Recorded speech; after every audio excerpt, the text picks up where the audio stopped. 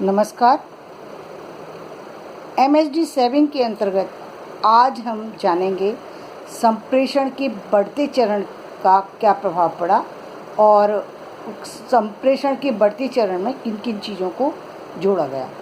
तो संप्रेषण क्या था? व्यक्तिगत बातचीत संप्रेषण थी। अब इस संप्रेषण को जब संचार का माध्यम मिला, यानी टेक्नोलॉजी जब इससे जुड़ गई, तो उसका प्रभाव कैसे पड़ा समाज पर।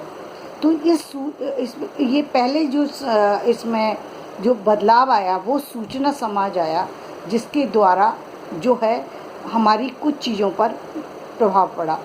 कुछ चीज़ें कौन सी? जब हमने अपने पहले के हम यदि साधनों को देखें तो सबसे पहले कृषि प्रधान हमारा देश था, तो कृषि की प्रमुखता थी। पहले कृषि करने के लिए, खेती करने के लिए, एक छोटे से खेत के लिए काफ़ी सारे लोगों की आवश्यकता पड़ती थी। काफ़ी सारे जो पानी की आवश्यकता होती थी, अन्य चीज़ों की आवश्यकता होती थी, और कई सारे महीने लगने के बाद भी कई बार जो रिजल्ट था वो पूरा नहीं मिल पाता था। सूचना समाज ने इसमें क्या बदलाव किया? सूचना समाज के द्वारा कृषि प्रधान समाज को एक बल मिला। क्या बल मिला? अब उसको जानकारी हुई कि कृषि कम क्षेत्र में अधिक फसल कैसे ले सकते हैं, कम पानी में कौन सी फसलें उगाई जाती हैं, अधिक पानी में कौन सी फसलें लगाई जाती हैं, कौन से ऋतुओं में कौन से फसलों को लगाना चाहिए। बाहर की किसी चीज़ को यदि हम अपने क्षेत्र में लाना चाहते हैं, मान लीजिए आप रहते हैं ऐसे राजस्थान में और कोई और दूसरी फसल को लाना चाहते हैं, तो वहाँ पर उसको कैसे उसका उत्पादन किया जा सकता है। यानी इन सब चीज़ों की जानकारी सूचना समाज के द्वारा लोगों को मिली। कभी आकाशवाणी के माध्यम से, पहले आकाशवाणी साधन होता था, यानी रेडियो जो है वो साधन था। बाद में दूरदर्शन इसका साधन बना, जिसके द्वारा कृषि समाज में जो है बदलाव आया। यानी भाषा जो है सूचना के रूप में जब लोगों तक पहुंची, तब कृषि समाज में बदलाव आया और उसमें परिवर्तन हुआ। फिर इसके बाद यदि कोई जीवन में परिवर्तन आया तो औद्योगिक क्रांति आई, जिसमें लोगों ने उद्योग करना सीखा। अब लोगों ने कपड़ा बनाना सीखा, लोगों ने बर्तन बनाना सीखा, लेकिन ये सब काम जो वो कर रहे थे वो सब हाथों के माध्यम से करते थे। यानी अपने शारीरिक बल पर ही वो जितने भी काम करते थे, वो सारे बर्तन बनाना हो, चाहे वो जेवर बनाना हो, चाहे वो मकान बनाना हो, वो सारे काम अपने शारीरिक बल पर वो करते थे। उन साधनों में भी उनको दिक्कतों को बहुत सामना करना पड़ता था। लेकिन धीरे धीरे जब सूचना समाज का सहारा उन्हें मिला, तो उस उद्योग में बहुत बड़ा परिवर्तन आया। अब कम पैसे में ज़्यादा बड़ा उद्योग लगाया जा सकता है। उस उद्योग को लगाने के बाद फाइनेंशियली कैसे जो है फ़ायदा उठाया जा सकता है, ये बात पता लगी। किन लोगों को हमें साथ में लेके चलना चाहिए, किन लोगों की मदद से हमारा व्यापार जो है वो अच्छा हो सकता है, ये हमें उद्योग के बारे में जानकारी हुई। उद्योग का कच्चा माल कहाँ से ख़रीदा जाए, इन सब चीज़ों की जानकारी हमें सूचना समाज के द्वारा मिली। इसके बाद आई प्रौद्योगिकी में क्या हुआ? टेक्नोलॉजी आ गई। अब तकनीकी सहायता के माध्यम से, यानी मशीनीकरण के माध्यम से समाज में विकास होने लगा। चीज़ों की सूचनाएं जो हैं वो मशीनों से कैसे कपड़ा बनाया जाए। पहले कपड़े बनाने में, एक साड़ी बनाने में जहाँ सालों लगते थे, जहाँ महीनों लगते थे, वहाँ अब जो काम है वो सरलता के साथ होने लगा। धागे को बनाना आसान हो गया, कपड़े का बनाना आसान हो गया, रेशम बनाना आसान हो गया। चीज़ों को बनाना, काटना, बुनना, सिलना, सब चीज़ें आसान होती चली गई। और इसके बाद साथ साथ व्यापार में भी तरक्की हुई। तो ये सारे बदलाव जो किसके माध्यम से आए?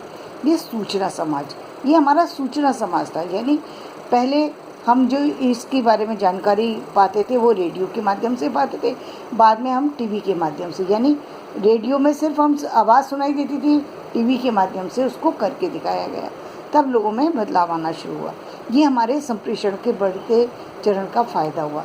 यानी जब हमने भाषा का विकास पाया, संप्रेषण क्या है, भाषा के विकास का स्वरूप है, और जब हमने भाषा में बदलाव लाए, भाषा को बोलना सीखा, भाषा के में विस्तार हुआ, तो ये सारी चीज़ों में भी बदलाव हुआ।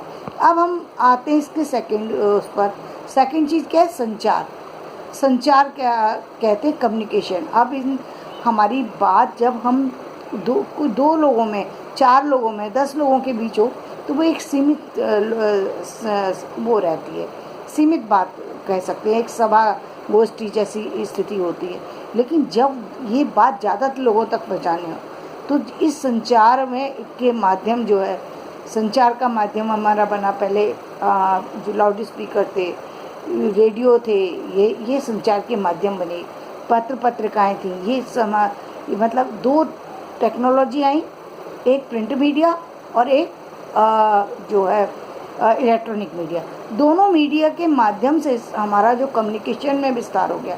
यानी हम अपनी किताबों के माध्यम से, अपनी जनरल जो पत्रिकाओं के माध्यम से हम अपनी सूचनाओं को, अपनी जानकारी को सामने वाले लोगों तक भेजने लगे, तो हमारा संचार बढ़ने लगा, हमारी चीज़ें बढ़ने लगी, लोगों तक हम पहुंचने लगे।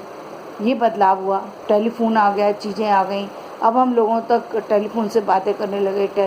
और जो चीज़ें थी, अब हमें दूर तक बात करने के लिए हमें बहुत ज़्यादा समय नहीं देना पड़ता था। अब हम जल्दी जुड़ने लगे। सन 2005 के बाद और भी अधिक बदलाव आया। सन 2011 के बाद बहुत ज़्यादा बदलाव आया, क्योंकि मोबाइल काफ़ी लोगों तक पहुंच चुका था।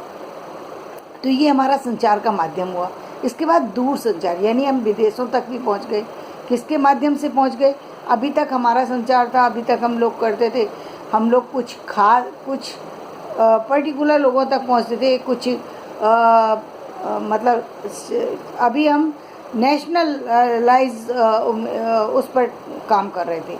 नेशनलाइज से जब हम इंटरनेशनल उस पर प्लेटफॉर्म पे पहुँचे, और अब वहाँ हमें जब पता लगा कि इंटरनेशनल जो है प्लेटफॉर्म पर चीज़ें किस तरीके से परफॉर्म हो रही हैं, वहाँ हमें दूर संचार का माध्यम मिला, जिसके माध्यम से मैं बाहर की चीज़ों के बारे में, बहुत सारी चीज़ों के बारे में जानकारी, फाइनेंशियली चीज़ों के बारे में पता लगा, बोलने का, चलने का, बैठने का, बातें करने का तरीका।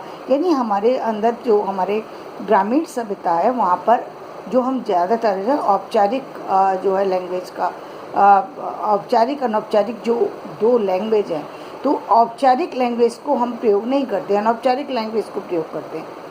होना क्या चाहिए, व्यक्ति को औपचारिक रहना चाहिए, क्योंकि औपचारिक होने की वजह से बहुत सारी गलतियां करने का जो स्वभाव है व्यक्ति का, वो अपने आप दूर हो जाता है। तो जब हम दूर संचार से के माध्यम से इस टेक्नोलॉजी को आगे लेके गए, आगे की चीज़ों को हमने जब जाना, तब हमें बहुत सारी सी चीज़ों को, टेलीफोन, टेलेक्स, टेलीप्रिंटर आदि अन्य चीज़ों का सहारा लेना पड़ा।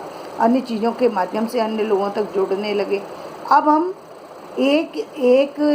यदि एक भाषण कहीं भी दिया जाए, वो भाषण पूरे विश्व तक पहुंचाया जा सकता है, पहुंचता है। दूसरी बात, आज हम जिस इंटरनेट को यूज़ करके हम आप तक पहुँचे, या हम पूरे विश्व तक भी यदि चाहें तो इससे पहुंच सकते हैं, कोई दिक्कत नहीं है। यदि रसिया में बैठा हुआ कोई व्यक्ति चाहे तो वो हमारी क्लास को ज्वाइन कर सकता है, और वो इजीली इस क्लास को सुन सकता है, समझ सकता है, कि वो हिंदी को जान सकता है, हिंदी में बदलाव क्या हुए, संचार माध्यम क्या है,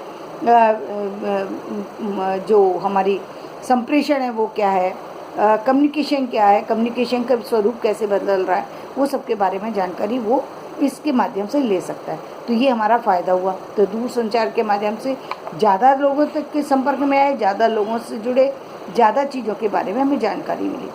जनसंचार, अब हम मास कम्युनिकेशन के हिस्से बन गए। मास कम्युनिकेशन के हिस्से कैसे बन गए? अभी तक हमें कुछ लोग जानते थे, लेकिन अब हम जनसंचार के काम में आने लगे। जनसंचार लोगों को जोड़ने में, लोगों की मदद करने में, लोगों को सफलता दिलाने में हम लोग इसकी टेक्नोलॉजी को यूज़ करने लगे। यानी हम संप्रेषण का जो प्रयोग था, जो हमारा कम्युनिकेशन था, अब हमारा कम्युनिकेशन मास लेवल पर होने लगा। अब हम संदेश को एक विशाल जनसभा को दे सकते हैं। बहुत क्यों अब जगह जगह टीवी लगा दिए जाते हैं और उसके माध्यम से पहले हम लाउड स्पीकर लगाते थे, पूरी बातें कम्युनिकेट नहीं हो पाती थी, बीच बीच में टूट जाया करती थी शोरगुल के कारण से, अन्य चीज़ों के कारण से। अब बहुत सारी चीज़ों का ध्यान रखा जाता है, जगह जगह टीवी लगाए जाते हैं, तो जो श्रोता हैं, जो देखने वाले दर्शक हैं, उन लोगों को उससे फ़ायदा होता है, वो अच्छे से समझ पाते हैं उन चीज़ों को। तो ये हमारे लिए एक विशेष चीज़ बनी। इसके कारण से हमारा जो समाज के अंदर जो चीज़ों को जानकारी थी, जो हमारी कम्युनिकेशन में जो गैप आता था, जो हमारी बातें स्पष्ट नहीं होती थी, इस संप्रेषण में जो कठिनाइयाँ टेक्निकली जो आती थी। अभी देखिए, पहले लाइट चली जाती थी बीच में, बोलते बोलते बात ख़त्म। लेकिन अभी क्या हुआ, अब जो है वो लाइट की व्यवस्था इस तरह से कि जैसे ही लाइट कटती वैसे ही लाइट आ भी जाती है। तो ये सब जो चेंज आए, इन सब चेंज ने जो है एक लाइफ को बदल दिया, संप्रेषण के तरीके को बदल दिया, संप्रेषण की चीज़ों को एक बहुत बड़े लेवल पर ले गए। इसके बाद आते हैं हम संप्रेषण और संचार के अंतर संबंध के बारे में बात करें। संप्रेषण और संचार का अंतर संबंध क्या है? देखिए, संप्रेषण जो है एक मतलब दो लोगों के बीच में या कुछ लोगों के बीच में, कुछ समूह के बीच में जब हम बातचीत करते हैं, बात को कहना, दूसरे की बात को सुनना, ये बात जब हम कुछ लोगों तक ही सीमित रहती है तो उससे हम संप्रेषण कहते हैं। जब ज़्यादा लोगों के बीच हो जाती है तो ये संचार हो जाती है। अब हम कहीं भी बैठ करके कहीं के भी किसी भी व्यक्ति को हम जोड़ सकते हैं। आप टीवी पर कभी भी आप देखते हैं कि किसी भी व्यक्ति को बुला करके और किसी खास